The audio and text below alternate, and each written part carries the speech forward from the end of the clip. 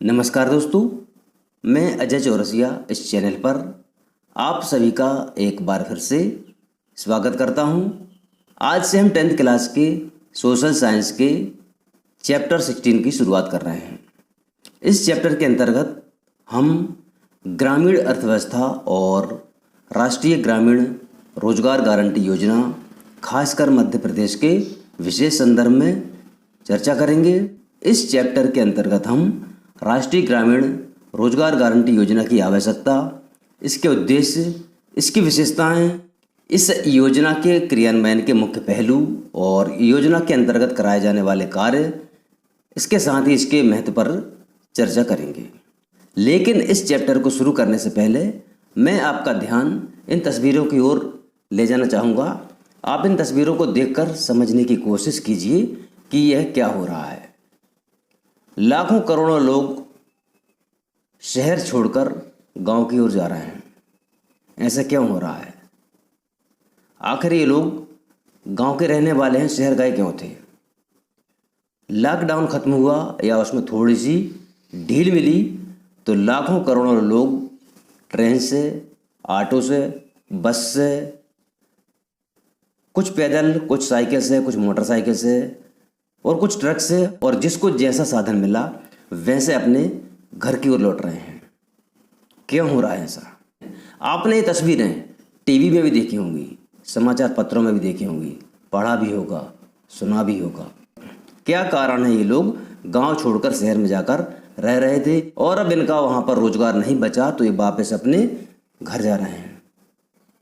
क्या जरूरत थी इनको घर छोड़कर शहर जाने की? क्या जरूरत थी इनको अपना गांव छोड़कर शहर जाने की? इसका जवाब एक ही है। जिस गांव में ये रहते थे, जिस जगह पर ये रहते थे, वहां पर रोजगार के साधन उपलब्ध नहीं थे। ये रोजी रोटी की तलाश में शहर गए थे, वहां पर पैसा कमा रहे और कुछ पैसे को अपने घर भी भेज रहे थे, अपना जीवन यापन कर रहे थे। तो इसका मतलब यह हुआ कि गांव में रोजगार के अवसर उपलब्ध नहीं हैं। बिल्कुल सही है। और आज के इस टॉपिक में हम यही बात करने वाले हैं कि ग्रामीण स्तर पर रोजगार की क्या स्थिति है और उसके लिए कौन सी योजना चलाई जा रही है। आइए शुरू करते हैं आज के इस टॉपिक को। भारत के बारे में महात्मा गांधी ने कुछ महत्वपूर्ण बातें कही हैं जो आप स्क्रीन पर देख रहे होंगे और आपने किताब में पढ़ा होगा। पहली बात तो उन्होंने ये कही थी कि भारत उसके शहरों में नहीं, गांवों में रहता है। दूसरी बात उन्होंने कही थी, अगर गांव को नुकसान पहुंचता है तो भारत को भी नुकसान पहुंचेगा। तीसरी बात जो हमारे राष्ट्रपिता महात्मा गांधी ने कही थी, भारत उसके कुछ शहरों में नहीं मिलेगा बल्कि मिलेगा इसके 7 लाख गांव में। क्या हमने कभी सोचने की कोशिश की है कि इन लोगों को खाने के लिए पर्याप्त मिलता है या नहीं, और यह अपना तन ढक पाते हैं या नहीं? अर्थात ग्रामीण अर्थव्यवस्था का विकास ही भारत का सच्चा विकास है। 2011 की जनगणना के अनुसार 68.8% लोग गांव में रहते हैं। अर्थात हमारी आबादी का एक बहुत बड़ा हिस्सा आज भी गांव में रहता है। इसलिए ग्रामीण जीवन इतना समृद्ध होना चाहिए, इतना संपन्न होना चाहिए कि लोगों को ग्रामीण क्षेत्र में ही रोजगार उपलब्ध हो सकें, जिससे लोगों को गांव के बाहर जाने की आवश्यकता ही ना पड़े।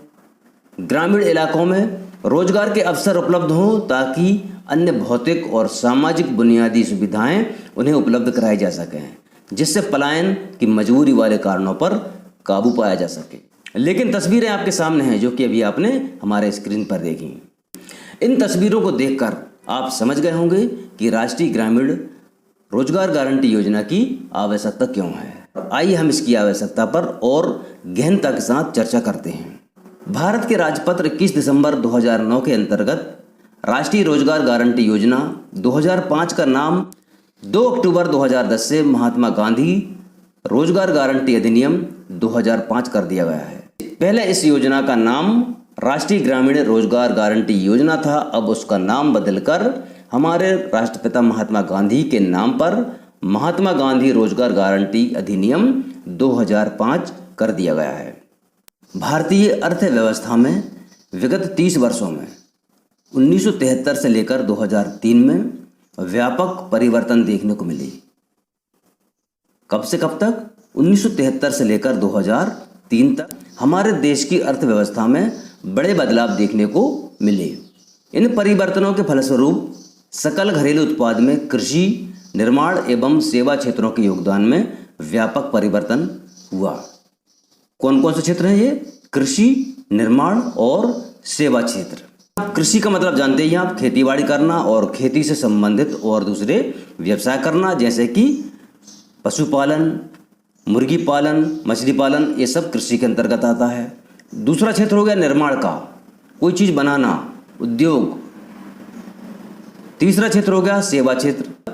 सेवा क्षेत्र का मतलब है किसी सेवा के बदले में पैसा प्राप्त करना। इन तीनों ही क्षेत्रों में बड़े ही परिवर्तन देखने को मिले। सकल घरेलू उत्पाद में विनिर्माण क्षेत्र में योगदान लगभग 8 गुना बढ़ गया और सेवा क्षेत्र में लगभग 11 गुना बढ़ गया। परंतु उत्पादन वृद्धि की तुलना में इन क्षेत्रों में रोजगार के अवसर नहीं बढ़े। समझ रहे हैं ना आप कि विनिर्माण क्षेत्र 8 गुना बढ़ गया, सेवा क्षेत्र 11 गुना बढ़ गया, लेकिन जिस तरह से इनमें उत्पादन में वृद्धि हुई उस तरह से रोजगार के अवसरों में वृद्धि नहीं हुई। विनिर्माण यानी कि निर्माण के क्षेत्र में मात्र 2.5 गुना और सेवा क्षेत्र में मात्र 3 गुना ही रोजगार के अवसर सृजित हुए। विनिर्माण का क्षेत्र कितना बढ़ा? 8 गुना, और रोजगार के अवसर बढ़े वहाँ पर मात्र 2.5 गुना। ठीक इसी तरह से सेवा क्षेत्र में 11 गुना वृद्धि हुई है, लेकिन इसमें मात्र 3 गुना ही रोजगार के अवसर बढ़े। वर्ष 1973 में जहां सकल घरेलू उत्पाद में कृषि क्षेत्र का योगदान 45% के लगभग था, वहीं विनिर्माण क्षेत्र का 30% योगदान था और सेवा क्षेत्र का 25% योगदान था। जबकि कृषि क्षेत्र में 75% व्यक्तियों को रोजगार मिला हुआ था, मात्र 10% को विनिर्माण क्षेत्र में और 15% को सेवा क्षेत्र में रोजगार मिला था। वर्ष 2003 में सेवा क्षेत्र का सकल घरेलू उत्पादन में योगदान बढ़कर 50% हो गया और विनिर्माण क्षेत्र का योगदान करीब 30% हो गया, जबकि कृषि क्षेत्र का योगदान घटकर 22% ही रह गया। किंतु कृषि क्षेत्र में अभी भी 60% व्यक्ति रोजगार में लगे हुए थे। इससे स्पष्ट होता है कि कृषि क्षेत्र में कार्यरत व्यक्ति आवश्यकता से अधिक लगे हुए हैं। मतलब इनको अगर हम दूसरे रोजगारों में लगा दें तो भी हमारा कृषि उत्पादन प्रभावित नहीं होगा। इनमें से यदि कुछ लोगों को अन्यत्र रोजगार से जोड़ा जाए तो भी कृषि उत्पादन प्रभावित नहीं होगा। यह स्थिति हमारी ग्रामीण अर्थव्यवस्था में बेरोजगारी के स्वरूप को बताती है। इसमें प्रच्छन्न बेरोजगारी, आंशिक बेरोजगारी और अल्प बेरोजगारी की समस्याएं व्याप्त हैं। इन समस्याओं के कारण ग्रामीण परिवारों को इस प्रकार की समस्याओं का सामना करना पड़ता है। नंबर 1, रोजगार के पर्याप्त साधनों की कमी और कृषि में आवश्यकता से अधिक व्यक्तियों के लिप्त रहने के कारण ग्रामीण क्षेत्र में श्रम का उचित मूल्य नहीं मिलता है। इससे ग्रामीण परिवार गरीबी और भूख जैसी समस्याओं से जूझते रहते हैं। नंबर 2, ग्रामीण अंचल में रोजगार के अवसर सीमित होने के कारण ग्रामीण परिवार आर्थिक रूप से असुरक्षित रहते हैं।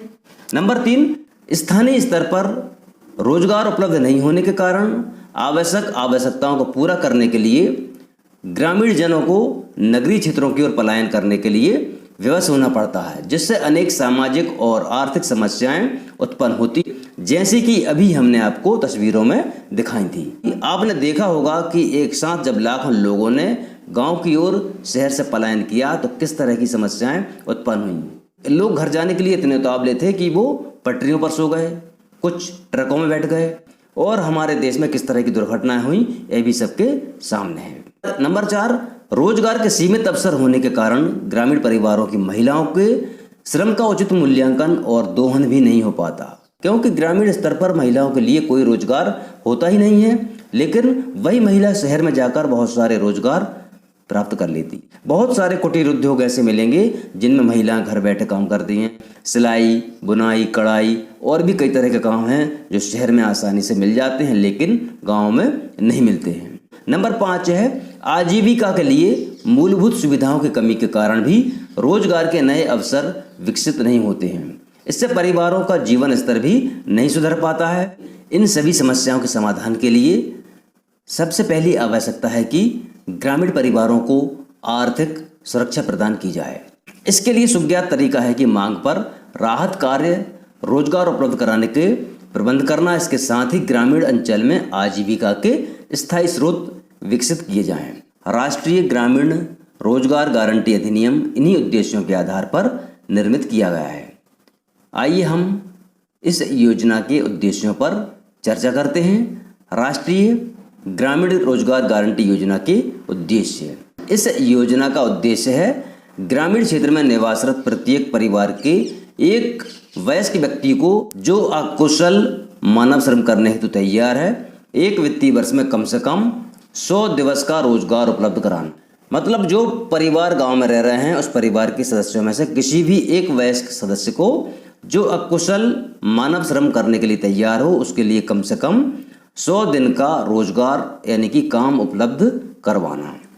दूसरा, ग्रामीण क्षेत्रों में स्थायी परिसंपत्तियों का सृजन करना, जैसे कि सड़कें बनवाना, तालाब बनवाना, कुएं बनवाना आदि बहुत सारे कार्य होते हैं जो ग्रामीण क्षेत्र में किए जाते हैं।